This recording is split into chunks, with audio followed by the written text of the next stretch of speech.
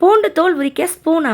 ஆமாங்க, கிலோ கணக்கில் பூண்டு இருந்தாலும் அதோட தோல் உரிக்கிறதுக்கு ஸ்பூன் இருந்தால் போதும். அது எப்படின்னு இந்த வீடியோவில் பார்க்கலாம்.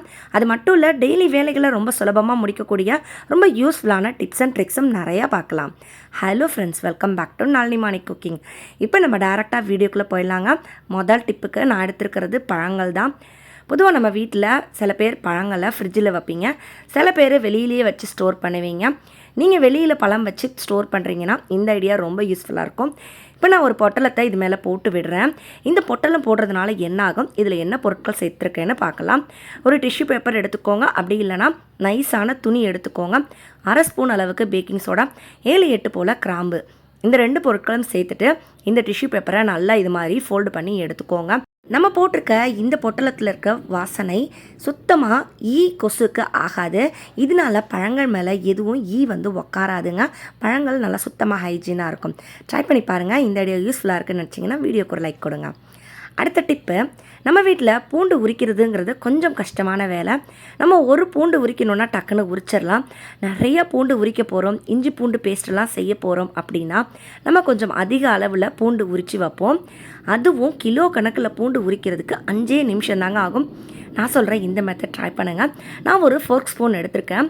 இந்த ஃபோர்க் ஸ்பூனில் இந்த மாதிரி பூண்டில் குத்தி எடுத்திங்கன்னா பூண்டோட தோல் தனியாக, பூண்டு தனியாக வந்துடுங்க.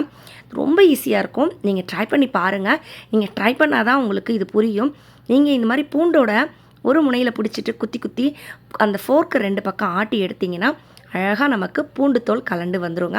இது ரொம்பவே யூஸ்ஃபுல்லாக இருக்குங்க. இதே மாதிரி ஒரு சாதாரண ஸ்பூன் வச்சோம் நம்ம பூண்டோட தோலை உரிக்க போகிறோம். அது 2வது ஐடியா. அதையும் நான் உங்கள் கூட ஷேர் பண்ணியிருக்கேன். இப்போ நம்ம இந்த பூண்டு தோல் ஃபுல்லுத்தையும் உரித்து எடுத்துட்டோம். இந்த சின்ன ஃபோர்க் வச்சு கண்டிப்பாக இதை நீங்கள் ட்ரை பண்ணுங்கள். அதிக அளவில் பூண்டு தோல் உரிக்கும் போது இந்த ஐடியா யூஸ்ஃபுல்லாக இருக்கும். அடுத்து பார்க்க போகிறது, நம்ம சமைச்சிட்ருப்போம் அந்த டைமில் நமக்கு பூண்டு தேவைப்படுது அப்படின்னா டக்குன்னு பூண்டு உரிக்கிறதுக்கு இது போல் ஸ்பூன் எடுத்துக்கோங்க. இப்போ பூண்டை நான் தனித்தனியாக பல்லாக எடுத்திருக்கேன். இந்த ஸ்பூன் வச்சு நம்ம ஈஸியாக பூண்டோட தோலை உரிக்கலாங்க.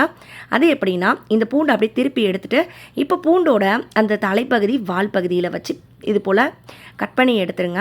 இது கட் பண்ணி எடுக்கும்போது அழகாக நமக்கு அந்த பூண்டு தோல் தனியாக வந்துடுங்க. கத்தி தேவையில்லை, தண்ணியில் போட்டு ஊற வைக்கணுங்கிற அவசியம் இல்லை. டக்குன்னு நம்ம கண் இமைக்கும் நேரத்தில் பூண்டோட தோலை தனித்தனியாக உரித்து எடுத்துடலாம். நான் சொன்ன இந்த 2 ஐடியாவுமே உங்களோட நேரத்தை ரொம்ப மிச்சப்படுத்தும், உங்களோட வேலையும் ரொம்ப சுலபமாக்கும். அது மட்டும் இல்லை, கை வலிக்க இனிமேல் பூண்டு உரிக்கணுங்கிற அவசியமும் கிடையாது. பூண்டு தோல் உரிக்கிறதுக்கு இந்த ஐடியா ரொம்ப யூஸ்ஃபுல்லாக இருக்கும். கண்டிப்பாக ட்ரை பண்ணி பாருங்கள். ட்ரை பண்ணி பார்த்துட்டு உங்களோட கருத்துக்களையும் என் கூட ஷேர் பண்ணிக்கோங்க.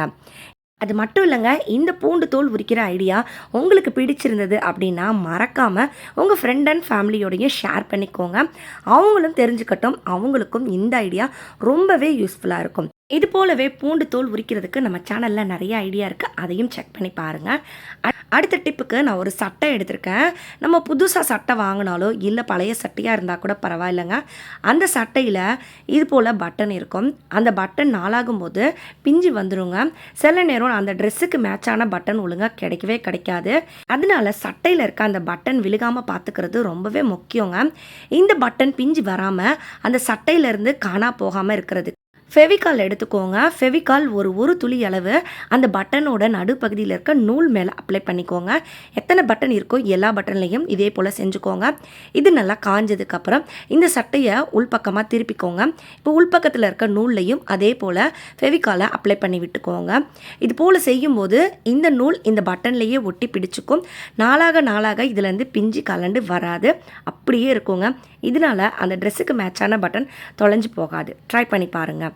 அடுத்த டிப்புக்கு, நம்ம வீட்டில் சாதம் வேக வைக்கிற பாத்திரமாக இருக்கலாம், இல்லைனா குக்கராக இருக்கலாம். அதில் சாதம் காலியானதுக்கப்புறம் கொஞ்சமாக தண்ணி ஊற்றி வைப்போம். காலையில் எடுத்து பார்க்கும்போது அந்த குக்கரோட ஓரப்பகுதியெல்லாம் சாதம் காஞ்சி போய் இருக்குங்க. இதை நம்ம சிங்கில் போட்டோன்னா தேய்ச்சி எடுக்கிறது கஷ்டமாக இருக்கும். அதனால இந்த குக்கர் ஃபுல்லாக தண்ணியை ஊற்றி வைப்போம். இதனால தண்ணி தாங்க வேஸ்ட் ஆகும். இனிமேல் அப்படி செய்யாதீங்க. தண்ணியை கண்டிப்பாக வேஸ்ட் பண்ணாதீங்க. அதுக்கு பதிலாக இந்த ஐடியா ட்ரை பண்ணுங்கள். அந்த காஞ்சி போய் இருக்கிற அந்த சாப்பாடு ரொம்ப சுலபமாக சரி பண்ணி எடுத்துடலாம். அதுக்கு நம்ம என்ன செய்ய போகிறோம்னா, நம்ம ஏற்கனவே ஊற்றி வச்சுருக்க அந்த தண்ணியை எடுத்துக்கோங்க. அந்த தண்ணியை தொட்டு எந்த இடத்துலலாம் சாதம் காஞ்சி போய் ஒரு ரொம்ப ட்ரையாக இருக்குதோ அந்த இடத்துல இந்த தண்ணியை இது போல் தடவி விட்டுருங்க. தடவி விட்டுட்டு எக்ஸ்ட்ரா இருக்கிற தண்ணியை கீழே கொட்டி விட்டுறலாம். தண்ணியை கீழே கொட்டினதுக்கு அப்புறம் இந்த குக்கரை இது போல் எடுத்துக்கோங்க. இப்போ நீங்கள் பார்த்தாலே தெரியும் குக்கரோட மேல் பகுதியில் அந்த சாதம் காஞ்சு போய் இருக்குது. இப்போ இந்த குக்கரை அப்படியே கவிழ்த்து வச்சுக்கோங்க. குக்கர் மட்டும் இல்லைங்க, நீங்கள் சாப்பாடு வடிக்கிற பானை பாத்திரம் எதுவாக இருந்தாலும் இது போல் கவிழ்த்து வச்சுக்கோங்க. கவிழ்த்து வைக்கும்போது அடியில் சுத்தமாக காத்தோட்டம் இருக்கக்கூடாது. அந்த அடிப்பகுதி அதாவது குக்கரோட அந்த மேல் பகுதி கேப் இல்லாமல் இருக்கணுங்க. இது போல் வைக்கும்போது அந்த பாத்திரத்துக்குள்ளே நல்லா நமக்கு மாய்ச்சர் உருவாகும். ஏற்கனவே தண்ணியும் இருக்கிறதுனால இந்த பாத்திரத்துக்குள்ளே ஒரு விதமான ஈரப்பசை ஏற்படுங்க. இதனால அந்த காஞ்சு போய் இருக்கிற சாப்பாடு நல்லா நமக்கு ஒரு மாதிரி ஈரம் ஆகிடும். இப்போ நீங்கள் தொட்டு பார்த்தாலே தெரியும் அதில் இருக்கிற அந்த காஞ்சு போன சாப்பாடு நம்ம கைகள்னாலேயே தேய்ச்சி எடுக்கிற மாதிரி இருக்குங்க. இதனால நம்ம தண்ணி ஊற்றி வச்சு தண்ணியை வேஸ்ட் பண்ண தேவையில்லை. பாத்திரம் ஊறுற வரைக்கும் பாத்திரம் கழுவாமல் இருக்கணுங்கிற அவசியமும் இல்லை. டக்குன்னு பாத்திரம் கழுவுறதுக்கு இந்த ஐடியா ரொம்பவே யூஸ்ஃபுல்லாக இருக்கும். கண்டிப்பாக ட்ரை பண்ணி பாருங்கள். உங்களோட நேரத்தையும் தண்ணியும் ரொம்பவே மிச்சம் பண்ணலாம். இப்போ நம்ம அடுத்து யூஸ்ஃபுல்லான என்ன டிப் இருக்குன்னு பார்க்கலாம். இப்போ நம்ம வீட்டில் இது மாதிரி ட்ராயர் இருக்கும். ஸ்பூனு கத்தி அப்படின்னு எல்லா ஐட்டம் போட்டு வச்சுருப்போம். அதுக்குள்ளே இது போல் கார்பேஜ் பேக்கையும் போட்டு விட போகிறேன். போட்டு விட்டுட்டு இதை க்ளோஸ் பண்ணிடலாம். இதை இப்படி க்ளோஸ் பண்ணக்கூடாது. நம்ம யூஸ் பண்ணுற அந்த கார்பேஜ் பேக்கோட அந்த ஸ்டார்டிங் பாயிண்ட்டை இது போல் வெளியில் இழுத்து விட்டுட்டு அதுக்கப்புறம் இந்த கபோர்டை க்ளோஸ் பண்ணுங்கள். இது போல் செய்யும்போது இந்த கார்பேஜ் பேக் நல்லா நீட்டாக ஆர்கனைஸ்டாக இருக்குங்க. தேவைப்படும் போது இந்த கார்பேஜ் பேக்கை நம்ம எடுத்து கிழித்து பயன்படுத்திக்கலாம். இது ரொம்பவே யூஸ்ஃபுல்லாக இருக்கும். இந்த பேக் வைக்கிறதுக்குன்னு ஒரு டப்பாலேயோ கண்டெய்னர்லேயோ போடணுங்கிற அவசியம் இல்லை. இது போல் கபோர்டு இருந்தால் போதுங்க. ரொம்ப அழகாக நம்ம இந்த கார்பேஜ் பேக்கை ஆர்கனைஸ் பண்ணி வச்சுக்கலாம்.